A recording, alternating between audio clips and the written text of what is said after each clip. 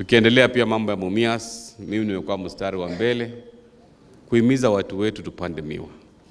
Najua kuna watu wengine ambao hawataki Mumias iamuke.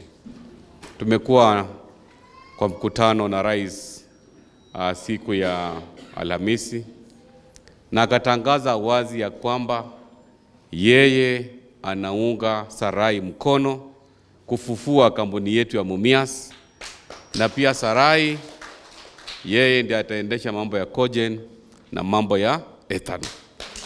Hiyo ndio msimamo wa rais. So tuine kuambia hapa nimetumwa na rais. Mimi nataka kuambia kwamba tufanye kazi bila kutishwa.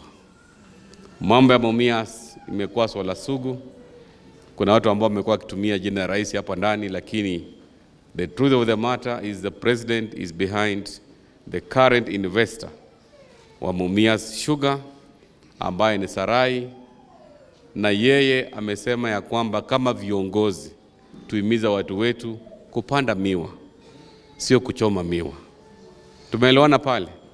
Upanzi wa miwa itasaidia kuinua uchumi wa Mumias, uchumi wa Kakamega, kwa sababu sisi kama wakulima wa huku we depend on sugarcane.